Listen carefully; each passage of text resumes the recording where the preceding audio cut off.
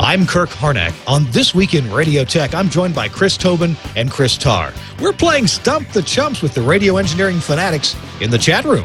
TWiRT is up next. Netcasts you love. From people you trust. This is TWiRT. Bandwidth for This Week in Radio Tech is brought to you by CacheFly at CacheFly.com.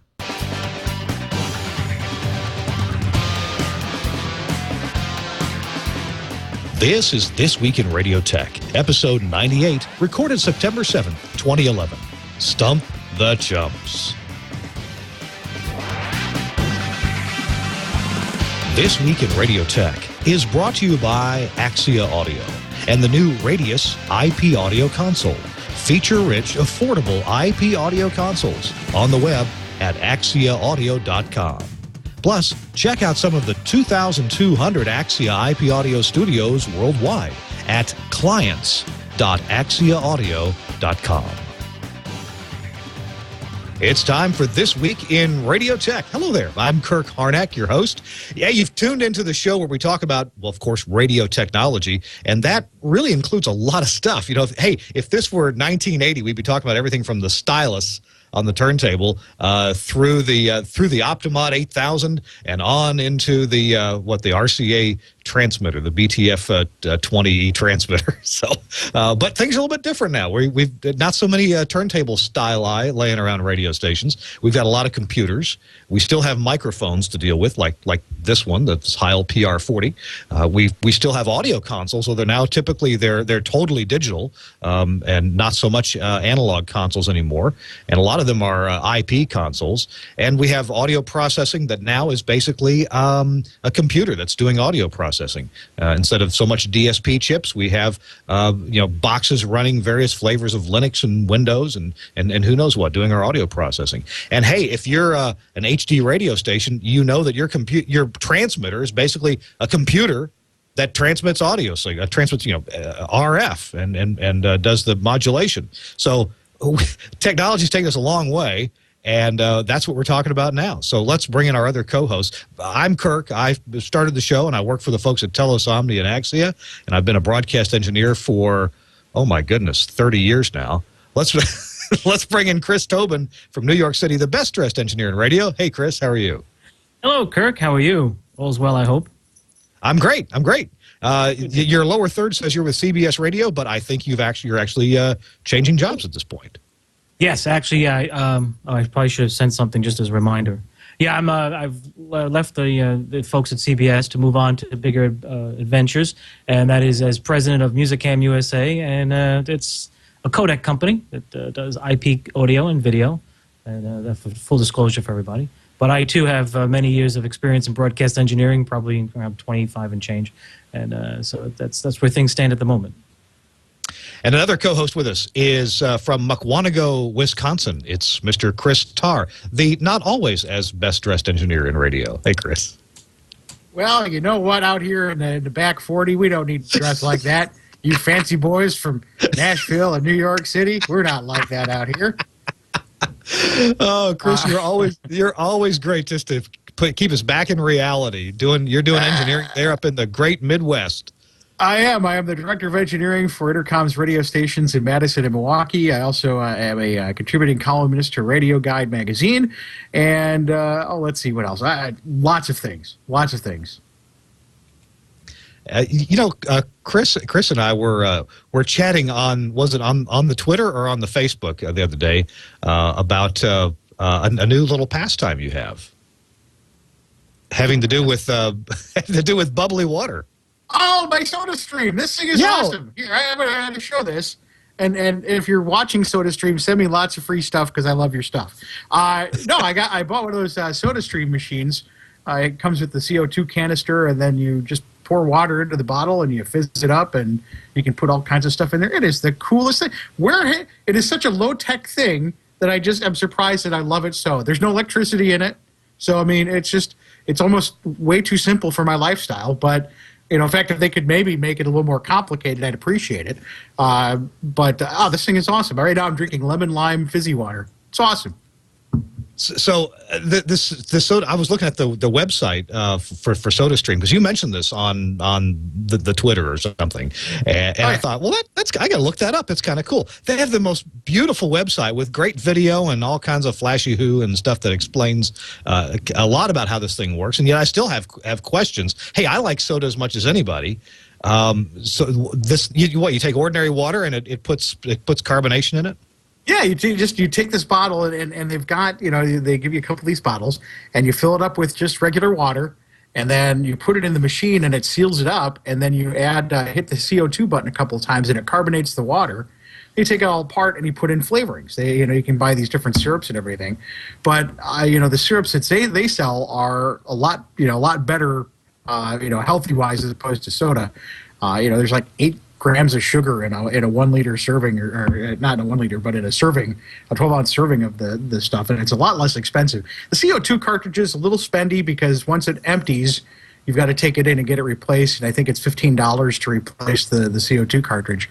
But so other than that, this doesn't use a little CO2 cartridge that's like you put in a pot in a cap. It's a pretty large one, and it will do, I believe, at least 60 of these 1 liter bottles per cartridge, and that's $15. And then if you want to buy the syrup, which does many bottles, I think that's like $4. But still, if you price it down, it's something along the lines of 60 cents a liter or something to make it, and it tastes awesome. So yeah, I've only had it a few days and I'm hooked. When you buy one, does it come with a fully charged CO2? Yep, they have the starter kit, and it comes with a couple of bottles and the CO2 and a sampler pack that has a whole bunch of different flavors to it. So you can get started right away and start making soda right away. And you can do soda. They've got diet and regular. I went and put some lemon lime flavoring into just regular carbonated water, and beats how much I'm paying for my LaCroix. So it's fascinating. The kids love it. It's a lot of fun, charging the bottle up with CO2 and putting the flavorings in. But there are people who make their own flavorings and all that kind of stuff. So it's just I just happened, a friend of mine had one and highly recommended it, and so I went and picked one up. And I'm hooked. I love it. It's a lot of fun. Okay, so the CO2 is kind of expensive. There's a couple different models of this thing available. It's the show, by the way, is This Week in Carbonated Water Technology. I'm fascinated by this. It's kind of a geek thing, it really is. Yeah. In my household, we spend very little on carbonated drinks. I grew up without much carbonated drinks, but we love them. And in fact, a couple of years ago, there was a video that kind of went a little bit viral on YouTube, and it was a 10-minute little thing about this store in Los Angeles called Soda Pop Stop. I think the website's sodapopstop.com. And my wife went bananas. My wife bought $200 of vintage soda pop. So we're still going through the Moxie and the the carbonated espresso and all the other crazy flavors that she bought, and some real Coca-Cola made with sugar, not with the high fructose corn syrup. Yeah, see, and that's the syrups that you can buy for this. The mixes contain both sugar, has some sugar and some Splenda, and not they don't use the fructose corn syrup. So yeah, it tastes it's really good. And like I said, what's really neat about it is you can make these 1 liter bottles, and I've got 4 of these that I just kind of rotate around and have different flavors for different people in the family, and it tastes a lot better, and it's a lot cheaper than we drink a lot of it here, so we would buy a couple of 12 packs a week of soda. This is much cheaper. So, and like I said, it's kind of geeky, and it's a good conversation piece when you're talking to somebody and you're making a liter bottle of soda, as you're talking to them. It's kind of fun. I think the chat room's implying that I'm 15 years late in discovering this. Chris Tobin, you guys use a soda pop, one of these soda streams at your house? I don't have it at the house, but we did have them as a client at 2 of the radio stations, and it was SodaStream throughout the studios, both consumed and sometimes found inside the consoles. But that was good stuff. Well, we have very talented morning show hosts on the sports station, and they're very active and like to engage the audience and demonstrating the new product. And as for the sponsor, it got a little messy. But it was very tasty, I have to say, and it wasn't as destructive as it could have been. But it's good stuff. I like it. Can you use any gases other than CO2? Like, could I use helium? Well, I don't know. Maybe you should try it. But might make your voice sound funny, huh? Maybe you should try some hydrogen and see what happens. Sounds like it could be dangerous. Argon. Have you tried carbonating any liquids besides water with the syrup, like milk? They tell you to avoid that because Really? it'll make yeah. Oh, okay. Here's now speaking of, okay, this is getting somewhere. You know, last week I mentioned that I would probably be doing this episode from Amsterdam because the IBC convention is starting in Amsterdam on Friday.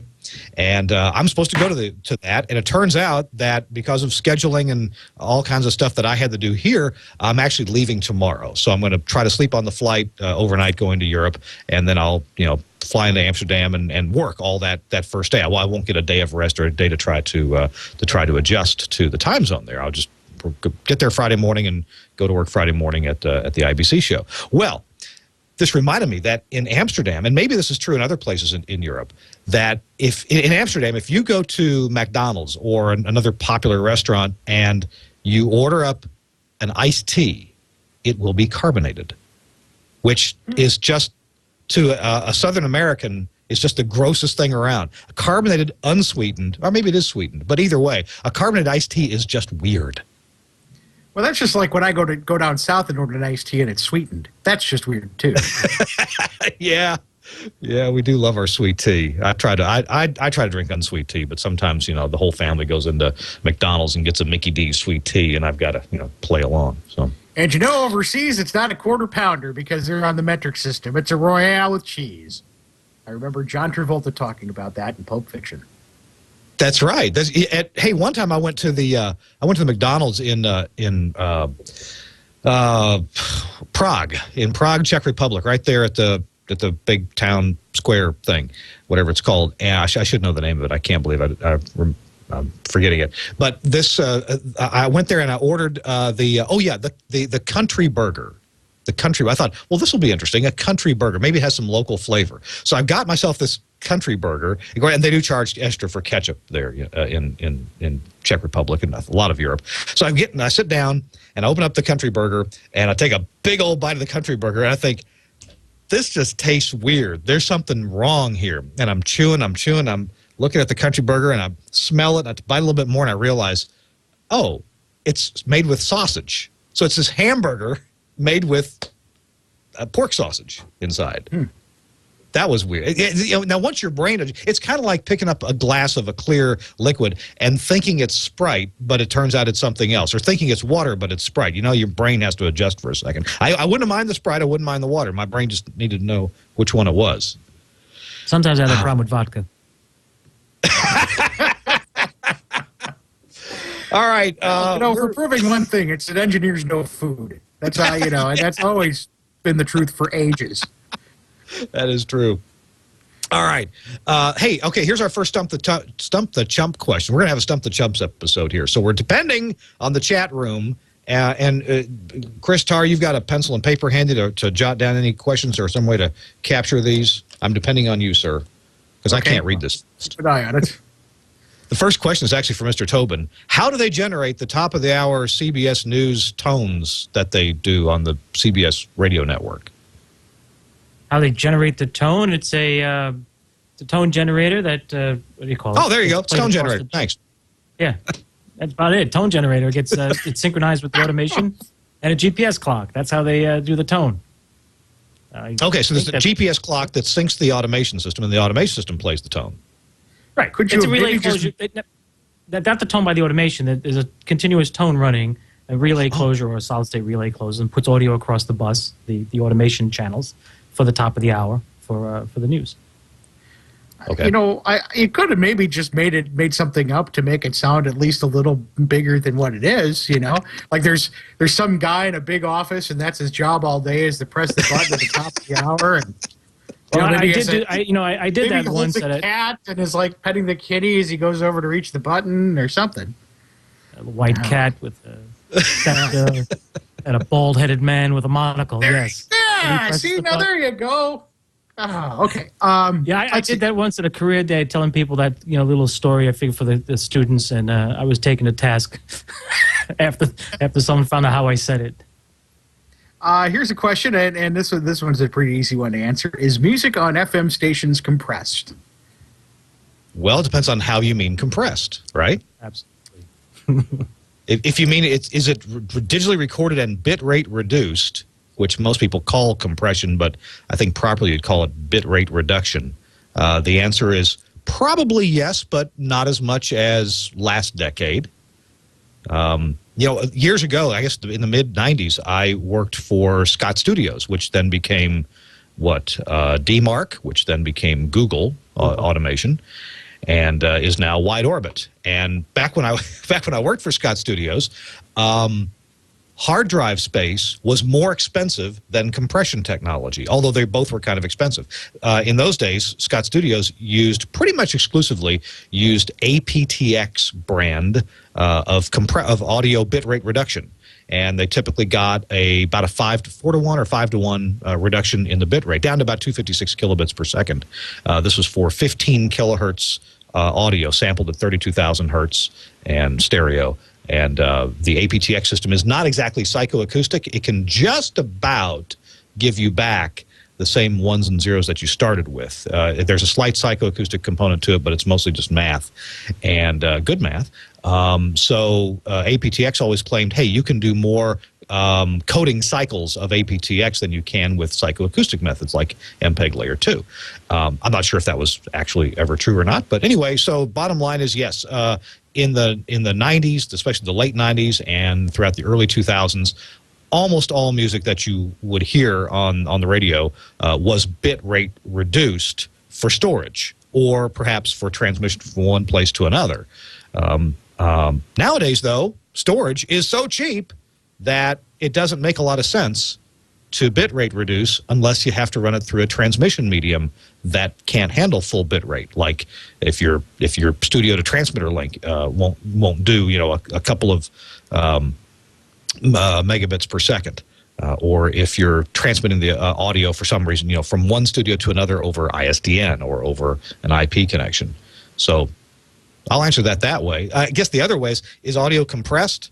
Well, if by compression you mean is it being processed by an audio compressor and limiter, then yeah, all audio is that way. If we didn't use audio compression and especially audio limiting on AM or FM transmitters, the stations would all be about 10 dB softer on the dial than. Since we're on that track, let's jump right to Bob. Our friend Bob VE7WNK asks, "How can I get that big market sound a la cheap?" So he's kind of looking for tips on how to make his station sound big on a budget, possibly with used equipment or things that he might find on the on the secondhand market. Well, what would your answer to that be, Chris? My answer to that would be there's a lot of ways to do it, but you'd be surprised what you can find relatively inexpensively and, maybe stack the boxes a little bit and get yourself a good sound. For example, I know a lot of people laugh at Behringer. Behringer, however, has some really nice higher-end boxes if you spend some money on them that do multiband compressing and limiting that you can put in front of, for example, some sort of stereo generator that, will get you a pretty decent sound. The 8100s of the early model, even the early model Omnias can be had sometimes relatively inexpensively. And, some of those older boxes still sound really good on the air. Now, you'll never match an Omnia 11 or an Optimod 8500, 8600, but you'll sound good. And, for a couple of $1,000s, in some cases even, you can find a station locally that may have an older, like an Optimod 8000, and, go online and find some old Texar audio prisms or some sort of AGC in front of that. And for a couple $100, you've put together a pretty decent air chain. Yep. Good advice. Good advice. I thought I would add to that, and you alluded to this slightly. You really want to start with clean audio, however that may be. Someone in the chat room mentioned, don't some stations get really cheap and buy cheap MP3s? Hey, some radio stations get all their songs from LimeWire and FileDonkey and stuff like that. And I've often told people, look, if you want 12-year-old kids dubbing your music, fine, but I've gone to stations that were complaining about their audio quality and said, well, let's look at your music library first here. Or what we'd often do is take a known commercial, a CD of known good quality, a commercial CD that we knew wasn't all compressed itself, and put it on the air with just it and the audio processor and the transmitter, and lo and behold, the station just sounded great. So we'd have to go look for, okay, where's the problem? Oh, where do you get these MP3s? Well, we get them off LimeWire. Oh, really? And your computers aren't all infected with viruses, right? So I'm not involved so much anymore with acquiring new music for my radio stations. What's the procedure right now? Does DG Systems still send music down that's somewhat compressed? How do stations get their music nowadays? Those who do it right. I know our stations. There's I wish I could remember the name of the service, but there's an online service where you go and you download the songs. It's sponsored by the record companies, and instead of them sending you CDs, which is what they used to do, they'd send us CDs and we dub them into the system. You can download uncompressed audio of these singles, and then we download them and put them in and that sort of thing. So I definitely know we don't do iTunes, we don't do anything like that, and I can tell you for sure that on my stations I can absolutely tell when they've dubbed in an MP3. Absolutely. I mean, you could have even a fairly high bitrate MP3. I can tell you right away because I spent so much time adjusting the processing on our radio station set to the WAV files that we have, that the minute that they throw something on there that's compressed at all, I can hear it, and it drives me insane. Chris, what about you, Mr. Tobin? Well, we get them from the record label services as well, uncompressed. I think for commercials we do compress, but the music we do our best to use uncompressed as best as possible. As you pointed out, the hard drive space is much cheaper now. Years ago, yes, we did compress about 320 kilobits, I believe, was what we did for music, MPEG 2, and then we moved to WAV. And then the commercials, I think we still do compress just to keep it happy with everybody transporting throughout the company and stuff. But other than that, yeah, and all of our stuff is as pristine as it can be, and we've had a few occasions where people try to bring in something on an MP3, and we're like, yeah, that's not going to happen. As Chris pointed out, if you do it right, you will hear the difference. You definitely will hear the difference. Yeah, if the audio processing is clean and not smearing the audio itself, then yeah, you will hear the difference. But I got to point something out. And you guys, okay, you may have experienced the same thing that I did, or you may be lying. But when I first heard MP3 at 128 kilobits per second, and the first time I ever heard it, I don't remember if it was either over a Telos Zephyr, or it may have actually been across the Mosley DSP 6000 system. That wasn't MP3, was it, or was it?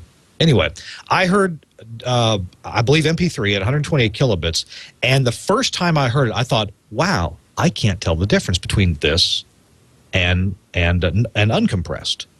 I really can't hear the difference. And I listened, and I A-B'd for the longest time, and I couldn't hear the difference. Because back then, the distortions that we were accustomed to hearing in audio are not the distortions that you hear with psychoacoustically compressed audio like MP3 or AAC. Is what I'm saying jibing with you? Yeah, no, that's why aptX that's why aptX cards worked really well in automation systems, because we were feeding them into audio processors that, if you were lucky on a good day, passed 15 kilohertz worth of audio. So you would never hear these artifacts and these things, and it would sound just fine, because on what you were hearing on the other end really wasn't all that great to begin with. So, and especially if you're accustomed to listening to music off carts or, something like that, if you were to A-B an MP3 file, you'd go, oh, sounds fine to me. Yeah. Yeah. See, nowadays, it seems like I can hear this quite easily, because my brain knows the artifacts to listen for that psychoacoustically encoded, that is, most of the MPEG type codecs will give you. Although I got to tell you, at a really high bit rate, like AAC at 320 kilobits per second, I'm not sure I can tell the difference. What do you think about that? That sounds pretty good. Yeah. A friend of mine, a friend of mine who's an archivist, we sometimes talk about the different settings, and he's found at 320 AAC, It's really close. Depending on the material you're trying to archive, he says it's not bad. As you pointed out, it's very difficult to know the difference. And you will hear stuff. I think the chat room was talking about something 64 kilobits. It'll take an audio file past that to hear it. Not necessarily. Depending on the music and how it was recorded, you'll hear stuff at 128 or 96 as well. Yes, but so much of this, here we are talking about, can you tell the difference at this bit rate or that bit rate? Or a lot of this is it's learned, not learned response, but it's learned discernment. Like okay, I like red wines, but I'm no expert. I mean, I'm not sure I can tell you the difference between a Shiraz and a Malbec wine, and I couldn't tell you a good Malbec and a bad Malbec.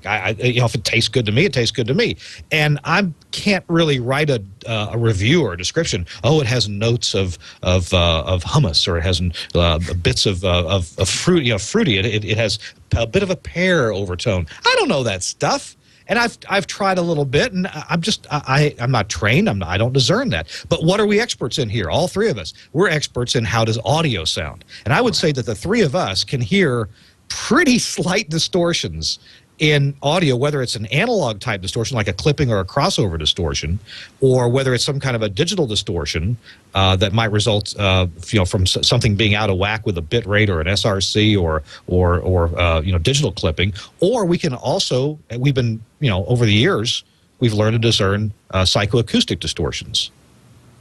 Would you agree? Oh, absolutely. And, I can guarantee you, if you were to play me source material on 128K MP3, I could tell you what the MP3 was. Guarantee it. Yeah. So, okay. So, right. Go ahead. If people are saying in the chat room that, hey, you got to be an audiophile to tell it over 64 kilobits. Well, okay, true. How much of an audiophile? I've told the story here before that one time my daughter was playing a song out of her cell phone in the backseat of the car, and it sounded horrible. Madeline, what are you listening to? Oh, it's a song I got. It's really cool. Okay, where'd you get it? Well, I put my cell phone up to Simone's cell phone, and she played it from hers and recorded on mine. Oh my goodness, it was just awful, and yet she loved it. It was just absolutely fine with her. Didn't make a difference. And she listens with the semi-awful Apple earbuds, and I'm going, really? Oh my gosh, wow! I couldn't stand that. But I'm sure that there's wine that I like to drink that other people would go, really? You like that? Okay, fine. You can save some money then. Absolutely. Absolutely. Yep. Good, Chris. Tar. All right, we got another question here. Get Her Done wants to know, why doesn't the HD signal not reach as far as the analog FM signal? All right. Well, who wants to tackle that one? Mr. Tobin, you've taken care of a whole bunch of HD signals. Why don't you tackle that first? Well, let's see. The laws of physics that apply. The digital signal has a certain distance limitation built into it, only because of the power levels we have to operate at. And the analog signals... let's see. Digital, as we know, drops off. It's zeros and ones. If the recovery of the data is impossible, it just mutes off, and there is no trailing edge, if you will, or trailing audio. And analog has the propensity to trail out to the noise, and the capture is a little different. It takes a little less energy to capture an analog signal than it does digital to properly recover the data stream. But a lot of it has to do with just the signal strength, the power levels we have to operate at, co-channel interference prevention, and all the other various things. And I believe it was just decided upon at a certain point. Actually, most of the HD signals, I believe, extend past the 60 dBu or the city grade signals, which are the parameters or the rings, if you will, of signal strength that the broadcasters in respective cities or licensees use to protect each other. So once you go past that protection point that the FCC stipulates, it's all gravy. It's gravy on the food. If you can get a signal out past that, that's great. But if you try to argue the point with some other broadcaster that they're encroaching on your signal, you're past the protection point. It doesn't matter. That's where the HD signal strength is based on. So here in New York City, the HD stations in the city reach very far. They almost mimic the analog, but where they trail off or fail to continue to work properly, way beyond the license parameters for that radio station. So there's no argument that that's how it works. And, so in layman's terms, simplest terms. Chris Tobin, you're saying the HD usually goes beyond what we call the city grade signal contour, but it but that doesn't mean that it goes out as far as you can typically pick a station up when you're That's past correct. that city grade. Okay. Right, that's correct. Mr. Tar, You how gotta about remember, your station? Yeah. Go ahead. Go ahead, Chris. Oh, well, what was the question you were asking about coverage with the HD? You Yes. started to ask a question and then you stopped. Okay. In my experience, I agree. It's, exactly what Chris's experiences have been. Technically, if you were to talk coverage, city grade to city grade coverage, the HD signal goes way past that. But you do have, especially in issues in crowded cities where you have the multipath effect. However, HD radio tends to do better with multipath than analog radio does. In my experience here in the Midwest, where you've got a lot of flat land and a lot of distance to go, my HD digital signals go almost as far as the analog signals go before they disappear. One of my stations with an HD goes out. It's got to be a good 50 miles in HD. If you have a decent antenna on your car. And that's about where the analog starts to go kind of crazy too, and you lose RDS and you start to get some multipath issues with the pilot and things like that. So, I think a lot of it depends on terrain because again, you're looking at 1% to 10% of the analog power on digital. So you're going to have issues with building penetration, and you are going to have issues with shadowing and things like that. But I think out in the open, the system performs very well. And the other thing I found is that there's kind of a sweet spot with broadcasting in general in those frequencies where there's kind of a curve right about 100 watts where things start really getting well. We have some Class A's running HD under 100 watts, and the coverage is horrible. But the minute you kind of hit that 100-watt mark, you'd be surprised how well it performs. So, the long and short of it is, as Chris said, it's the physics. If you're running, a 100-watt signal versus a 1,000-watt signal, the 1,000-watt signal is probably going to go farther. So the difference is that instead of with analog where you're trying to brute force the sound of static, drowning out the sound of static to a listener's ear, you need a lot more power to overcome that than digital that can pick out the bits through the static and hold a signal together farther. All right. I think one of the biggest reasons why the questioner asked why doesn't HD go as far as your regular signal is this power thing. Up until recently, HD stations were limited to minus 20 dB, and so basically 1% of the power of the station could be allocated could be added for HD. Right? I got that number right. All right, 1% power, and that was the whole HD signal. Oh yeah, yeah. But now it's 10 times that. Now it can be 10% under many circumstances. So there you go. It's a lot less power. What if it was reversed? What if we were 100,000 watts of HD and whatever 10% of that, 10,000 watts of analog? We would not hear the analog at all. Okay, wouldn't hear the analog at all. It'd be all the noise from the stereo. Hey, is RDS dying? No. Not that I'm aware of, no. No. Why? A question that came across earlier is, why is it that some stations don't seem to care about their RDS? Someone in the chat room said, hey, the station's RDS was messed up for weeks, and I called them, and they didn't seem to care about it. Whatever. Here's the thing with RDS, it depends on what you're doing with it. Now, for example, we use RDS for traffic data. Like if you have a GPS that tells you, gives you traffic alerts, that comes over our RDS. We also do title and artist and things like that. Now, whether does the thing stick? Yeah, every so often the software that converts the audio or the information from our automation system sticks, and the RDS sticks, and the reality of it is as busy as I am, I don't know when it's not working. I like to keep an eye on it and try to do the best I can, but there's really no 100% foolproof way. The Golden Eagle kind of does it for you, but it's not real, it doesn't work real well. There's really no foolproof way to know when your RDS is just has gone stupid. So, the first part of that question is in a lot of cases we try, but that's just something that's real hard to monitor and to alarm. So oftentimes that will get lost until somebody tells us that there's a problem or we discover it on our own.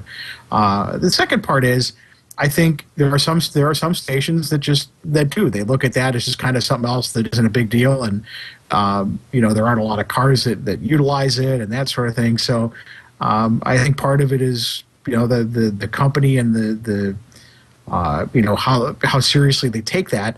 But I also think part of it is just it's a sign of the way engineering is today, where hey, if I had 6 stations and one of them has a problem with RDS, that is going to be the very last thing probably that I worry about, when things are going on. So that's certainly a possibility. Now, is RDS going away? No, I think we found some ways to really make it work for us. Again, with title and artist, and in some markets with traffic data. In fact, we're trying. There's a pilot program that we're working on. I can't really talk about it, using RDS for some things that are pretty cool and aren't even radio related. So I think there's still a lot of life left in it. Chris, you found the same thing in New York. I bet you do. Or do you lose any money if RDS is not on in a place like New York City? Actually, we've only on occasion done some spot delivery or momentary script title stuff with a couple of clients. I think, as it was explained to me by a programmer once, the problem with RDS in the view of many in the programming world is if it's not available in every car, then we can't assume that it's for the masses. At least the main channel, we do a promotion, we do whatever. Hey, everybody can participate or not, but they have access. RDS, you do something specialized like that, you run the risk of alienating people who don't have access to RDS, and then they might be, in this case nowadays, a people meter carrier rather than back in the days of a diary keeper, where you could play a little.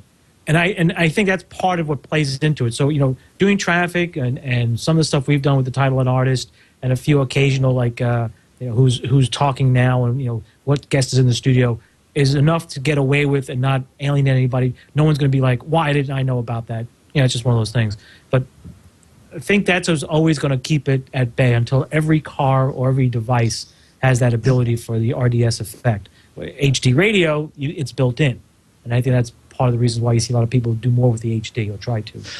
So if you go HD on your station and you're going to be putting some metadata into it, that channel on the HD, so you can get some readout on HD radios, which typically do have some facility for that.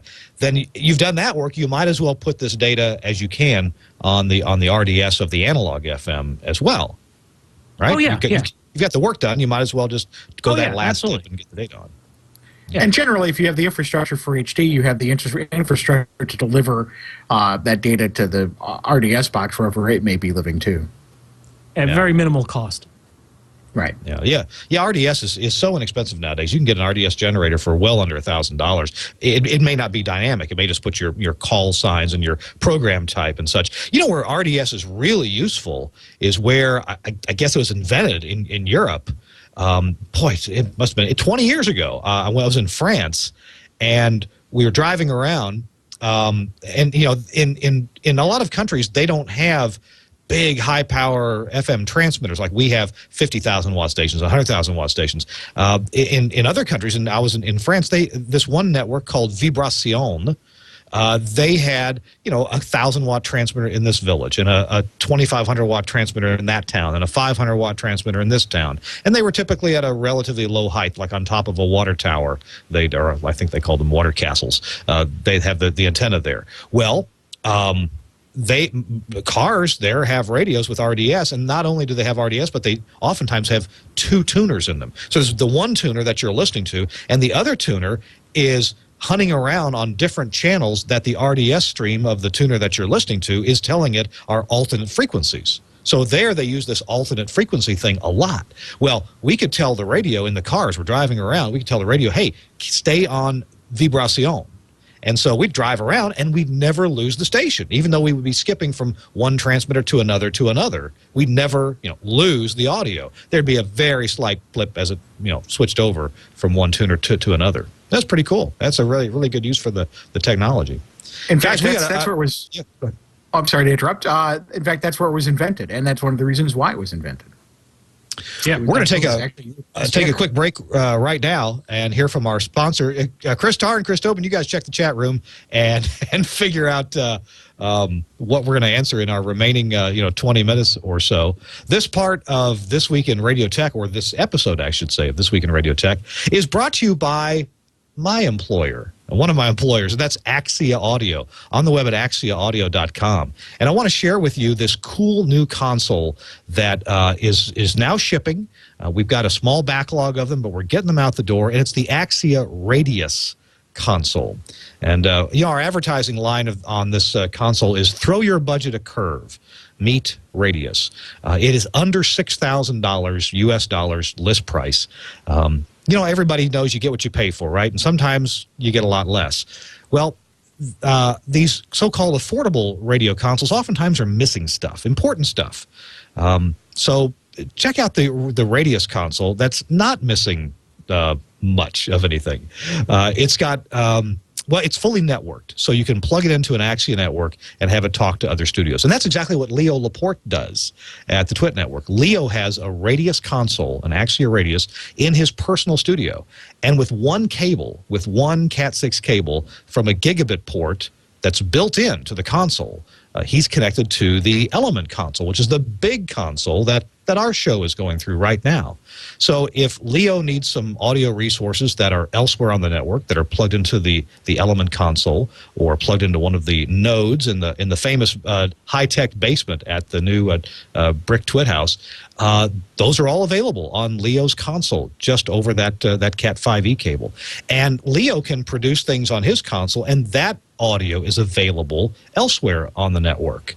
The Radius console has the ability to hold 4 built-in profiles, we call them. So Leo can have a profile where it's just for doing his radio show, for example, on the Premier Radio Network, or he can hit a different profile and be all set up instantly to do his show, say the Security Now show with Steve Gibson, or the Windows Weekly show with Paul Thurrott.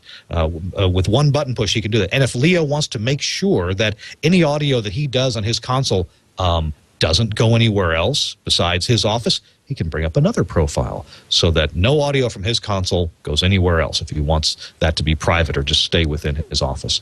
So the Radius console, really cool. It consists of 2 parts. The Surface that you see on the page there, if you go to the website, axiaaudio.com/radius. And then there's a rack mount portion of the console. This has all the gazintas and the gazoutas. It's got the microphone connectors and the analog inputs, and it's got an AES EBU input as well. Plus, it has GPIO logic ports for machine control or other studio peripherals. It has a built-in Ethernet switch with 6 100 base T ports for live wire devices, and it has 2 gigabit ports with small form factor pluggable connections if you need to plug in fiber, for example, to connect to the rest of the outside world. All right, there you go. It's the Radius from Axia at axiaaudio.com/radius. I would encourage you to check it out. It's about $6,000, and actually, in most parts of the world, you can probably get a bit of a discount off that from your dealer. All right, guys, let's jump right back into the Stump the Chumps. What doesn't mean we don't have an opinion. We may not get the answer right, though. Mr. Tarr, what's the next question you think we ought to take? This one came up actually as we were talking about it. Is HD radio really HD? Ooh. I think there's an official answer to that from the folks who run and market HD radio, and the answer is no. It's just called HD. But what is it? What does HD stand for? It's just HD. It's just an H and a D. We'd like. Could you argue that it stands for high definition? You could make that argument, because in some environments, the HD channel is going to sound better than the analog channel. For example, if you're in San Francisco or Seattle or Tacoma, where you have a lot of multipath. And multipath really hurts the analog channel a lot, and sometimes the station may be almost unlistenable. I've driven around in San Francisco with an HD radio in the rental car, and the analog signals on some stations were just like, really? I'm going to put up with this? No wonder people listen to AM here. But if I listened to the HD, it was, It carries pretty well. There's no degradation. It's either there perfectly or it drops out. And it was there almost all the time. What's your opinion? The HD originally was called hybrid digital. I believe was the trademark I looked up back in 2002. Is that right? 2003, something like that. Yeah. Later on, though, they changed their tune. It started out as they're saying it was hybrid digital, but now the official word is it doesn't mean anything. It's just just a name. So, because I know some people here in the IRC are going, oh, hybrid digital, hybrid. No, it was. You're right. It was hybrid digital back in the day. And then at some point they decided to just change that. And they say now that it's a meaningless name, which I suppose cuts it. Now, if you really though, if you did listen to HD back, before the programmers got a hold of it and messed it up. For example, when I signed mine on in 2004, before we started doing multicasting, and when we started doing identical processing on the HD, it's HD radio at the 96 kilobit, with the single channel digital, with very little audio processing, sounds phenomenal. It really does. Yep. It was you'd hear the analog signal roll. The digital was breathtaking. It really sounded great. Now it's we bit reduce it and we take the bandwidth down to about 15 or 16 kilohertz, so it doesn't sound so weird when it rolls out of analog, and it does perform better in terms of noise and multipath and things like that. But in terms of audio quality, it's really not anymore a whole lot better than analog. Mr. Tobin? No, that's right. I agree. I think we should start calling it NRSC 5B. Leave it at that. I'll give you a couple examples of I do think there's value in HD radio. I honestly do. Here's an example. When I got an HD radio installed in my Toyota 4Runner, one time I was in Memphis, Tennessee. And I used to live in the Memphis market. I was familiar with the stations. And there's a hip-hop station there, 97.1. And hip-hop's not my thing at all. I never engineered for that station. It was always a good-sounding station. It was well-engineered. And I was sitting in a parking lot waiting for something, and so I thought, well, I'll try this station out. So I tried out 97.1 on the analog, and it was the usual hip-hop, and it was the usual audio processing of hip-hop that is tough to do because it's got a lot of bass, and it's got a lot of high-frequency energy, too. And I was thinking, okay. I mean, even if I liked the music, I'd have a hard time listening to this. And then I punched over to their HD, and this was their HD1. So it was identical, and they weren't playing an HD2 or 3 to take away bits from it. So it was full 96 kilobits, HD1. And I got to tell you, it sounded amazingly good. The bass was not in any way affecting the modulation characteristics of the rest of the audio. The high end was just totally clear, completely crystalline clean. And I'm not saying I like the music, but I thought, this is listenable. This is really listenable. And so that was a big game changer for me with HD. Another experience that go ahead, Chris. I was going to, as we were talking about this, somebody brought up a good question that I hear a lot. And it is, first of all, somebody is saying HD radio isn't sinking in. Another person had mentioned, well, why bother having HD radio? Here's the point. It's not about the audio quality is good, but it's the additional content, and it's going to be the data services. HD radio right now is still way in its infancy, even though it's several years old now. It's still, and especially unfortunately with the economy kind of, stalled the innovation that we really had going with HD radio. A lot of companies were spending a lot of money testing new things with HD radio, rolling it out, and that kind of stopped with the economy. I predict that's going to pick up again, just based on some of the things we've done now. Here in Milwaukee, we have got all these additional new channels now. We have got we've got AMs that are simulcasting on FMs now for a much cleaner signal. We've got a blues channel. We've got a really good classic oldies channel. So to answer that question, HD radio is sinking in. It's an evolution. It's not a revolution. It's going to take a long time, and we know that going into this. But it's not going to be just about the audio quality. It's going to be about the secondary services. We're going to be doing some really neat things with data services, and it's all the tip of the iceberg. The HD radio data is very much like Ethernet in terms of the types of things that we can deliver, almost similar to IP. With one-way delivery. So I'll get off my soapbox now, but a couple of people chimed in as we were talking about HD radio, but well, you guys seem kind of down on it. Well, when we first started it, and all it was for was high-quality audio, it really did sound good. But then we discovered, as engineers do, hey, this can do a lot of cool things. We can do a lot of other neat things with this. And so it became less about the audio and more about the other things we could do with it. Okay. Well, that's what it's supposed to be. Offering additional offer channels between the channels, right? Is there a problem with HD radio the way that we're marketing it? If you want to listen to the comedy channel, it's on WXYZ HD2. Is that a little hard for people to deal with? Sure. We have no idea what's going on. If you're not familiar with HD and what it's about, it's a separate radio with additional channels on it. All you'll hear is something you don't have access to unless you're lucky enough to have a car or maybe a tabletop radio you purchased or was given as a gift. Yeah, I think the marketing that's been done and basically the approach radio stations have taken over the years really fell short of the mark on many occasions. And I've talked to several folks as just an ad hoc say, hey, what if we did this, this, and this with HD? Everybody was in total agreement, except when it came time to, okay, well, who's going to pay for it? But that's the point. This unique approach will pay for itself. Nobody wanted to do it unless there was a guarantee up front.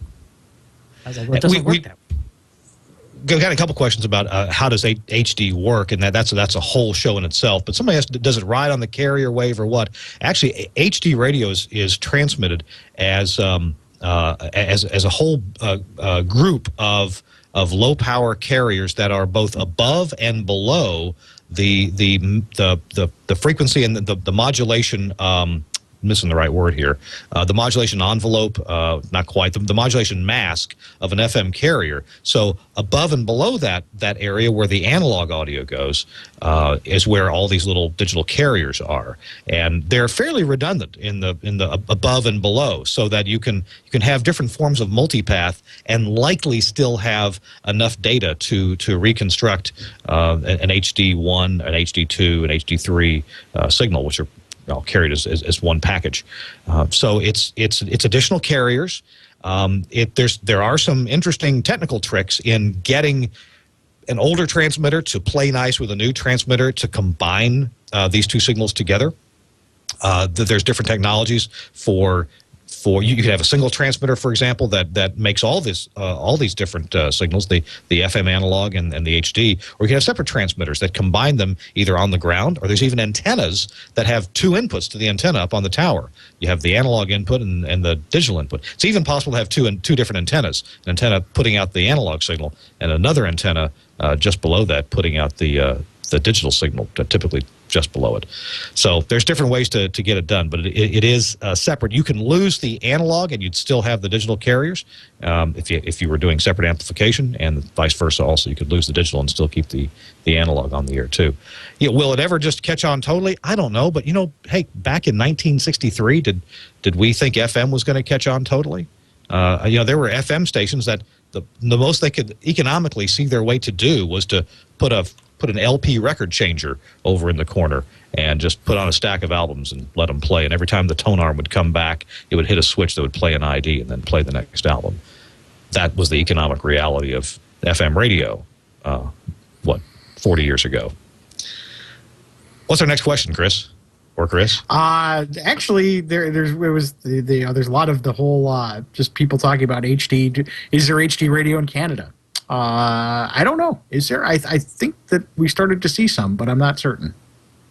I don't know. I know there's HD radio in several other countries, Brazil. Oh gosh, they're not coming to mind right now. But in some other countries, they've approved. They have DAB and just recently DAB plus. By the way, somebody in the chat room a while ago said digital radio is awful in the UK. And I think I can tell you why. It's because they locked themselves into MPEG layer 2 for the audio compression algorithm, and they they have only so much bit rate. And back when they approved this, they were going to run MPEG Layer 2 at 256 kilobits per second, which is where its MPEG Layer 2 is meant to play. But to fit more channels in, they decreased the bit rate, but they had to keep the audio algorithm the same. So now they're playing MPEG Layer 2 in stereo at 128 kilobits per second, or I hear less than that. And so that's not going to sound good. But DAB Plus lets you use other algorithms. And so certainly you can play something like HEAAC V2, which Greg Oganowski discussed on our show some months ago about what a great algorithm this is, and that no, it's not the kind of algorithm that you would use for contribution quality, but for transmission quality, for entertainment purposes to the end user. Hey, 56 kilobits per second, even 48 kilobits per second with HEAAC V2 sounds just great. And I don't know if you want to hear the Boston Pops on it every day, but you sure can listen to Lady Gaga, and it'll sound like Lady Gaga. Cow Has a Gun asks, can I get the DJ sound in a consumer product for PC voice chat? Which is an interesting question. I don't know if anybody's know that, but it is a good question. Have you guys seen anything like that? No, I haven't. No. I think maybe the only thing you could do is maybe if you use the line in for your microphone and got some software audio processing, Sound Solutions, something like that, would probably work for that. So that would be something. Somebody also pointed out that there is no HD radio in Canada. So there was the answer to that one. Somebody also mentioned you can use, Eric Adler mentioned that you can probably use Stereo Tool and a virtual sound card. So there you go. That's a little geek advice for you for getting that done. Another question: can you do video with HD radio? Well, there's enough bit rate there to do some kind of some slow video, or certainly still images. Yeah, I recall there was a test where they were doing still images on HD, and that worked out pretty well, just doing pictures on there. I can't imagine that there's enough bandwidth to do anything more than that. I think the answer depends on how bad you want the video to look, right? That's exactly it, because it's a really slow, the bit rate is just not nearly fast enough to support that. Yeah. You can get a grand total of 122 kilobits per second out of the entire HB spectra, the allocation. If for a while there it was you had to apply to the FCC for some special permission and get the Ubiquity folks to help you out.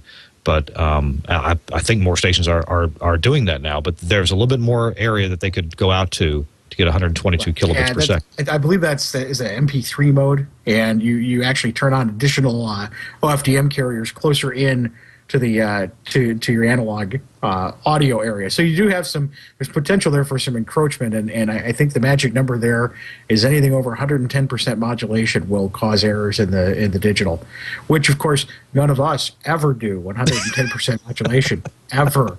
Right, Chris? No, 108, 108, 05, 108 maybe. Yeah, never, ever, ever do anything like that.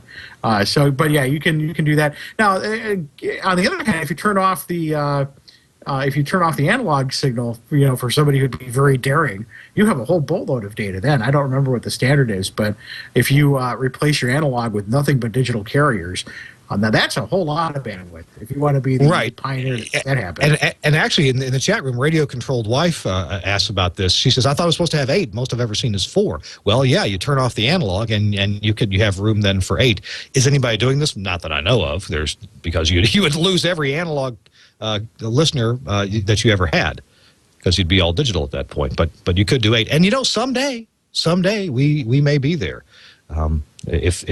If broadcasting as we have now continues to be a good model, who knows? Someday, the internet distribution and availability may be so fantastic, or then again, it may just our usage of it may expand right along with the availability of it. We'll just never have enough bandwidth for everybody to reliably get audio and video and lots of interactivity that way. I mean, that's the thing is, I mean, with technologies like HD radio, okay, hopefully it works out. It's, it's a good technology. It seems to be working well. It's fairly flexible. It may not work out, but I think the bigger thing is that we're trying these things, and we're doing some research and some development into, quite frankly, a technology that, although is very, very old, one of the original broadband technologies, is still very viable today. And, do we need to be doing these innovations? Well, not really. I mean, radio is still very viable today. Radio listenership is as high as it's ever been. But I think these technologies, especially as engineers, get us thinking outside of the box and thinking of new ways to serve listeners and carry us into the future. Will some of these things not work? I mean, AM stereo is a great example of something that was a great idea but just never panned out.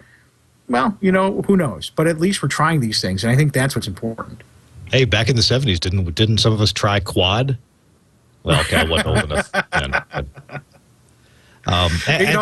They kind of have that now with HD. You can do surround sound with HD radio. Well, yeah, and actually, someone asked, can radio do surround sound? And I'll take really as short as I can here, maybe a minute and a half to try to explain this, because there was just a blurb in the news today that the Atlanta Braves have made a deal with Cumulus Broadcasting to transmit the Braves games in surround sound, which would be kind of interesting for crowd noise, and maybe the crack of the. I don't know how there's a lot of issues of how do we mix for surround so it sounds realistic, and usually there's just some kind of fill noise behind you.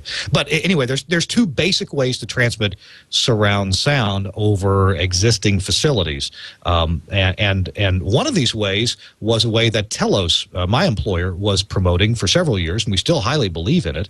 And the other way is a way where you somehow you've got to embed all the surround material somehow and transmit it.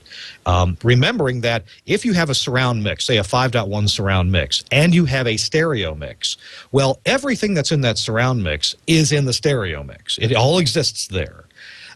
So what we try to do is figure out a way to take that surround information, put it in the stereo information, and at the other end, if there's the capability there, we break that surround information back out and send it to the correct speakers. One way to do that is kind of a smoke and mirrors way, but I'm sure the proponents of it would say that, well, no, it's much more sophisticated than smoke and mirrors. But this is to embed the steering information into the stereo signal. And this usually works reasonably well.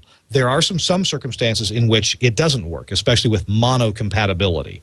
But there are some examples of a couple of these different technologies that don't work so well. But the good news is that these methods, such as proposed and promoted by, I believe, Neural and DTS, these methods work with existing infrastructure.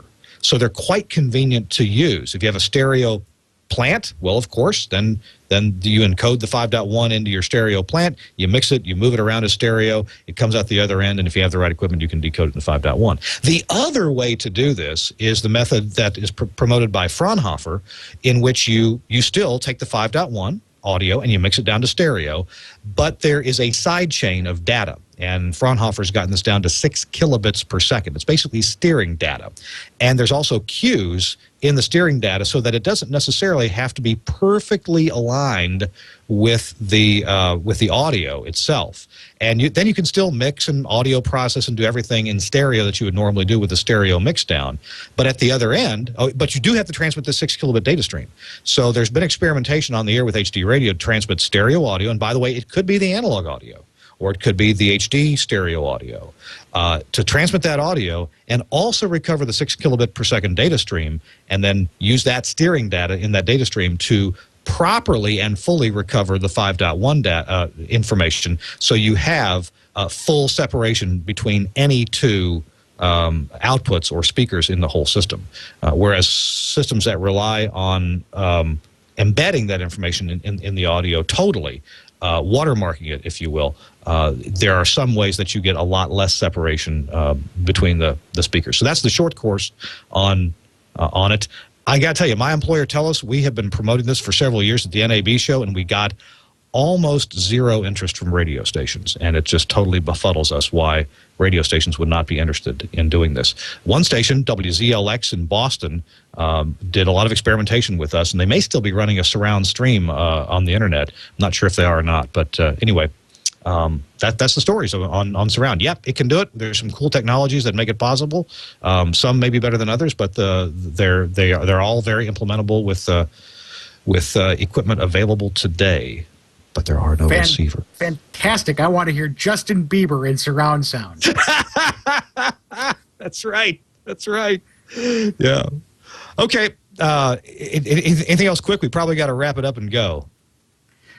Just real quick. Where was it now? How much compression do you what's an acceptable compression?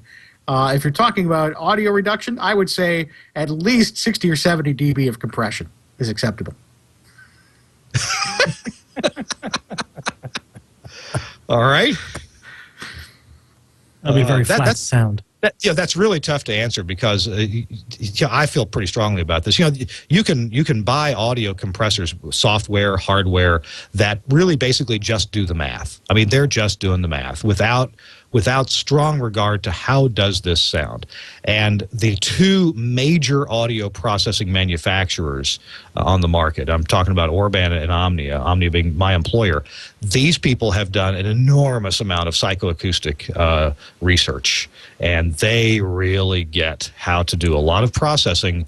And if you want to have it not sound so processed, if you want to adjust it that way, you can still be very loud and use the channel of transmission very well and have it still sound very, very good, because those two companies have just an enormous amount of research into that. If you're using the compressor that's built into, I'll use an old product, Cool Edit Pro, well, you do a lot of compression with that, they're not going to sound good because it's just math without regard to the psychoacoustic effects. In fact, it's the old Optimod 8100s have a very defined sweet spot at 10 dB of gain reduction. So keep that in mind. And I always, my to this day, my MO has always been more of an addition by subtraction, and sometimes less is more. So I think a lot of times you get a lot more loudness and punch out of 10 dB of gain reduction than you will out of 20.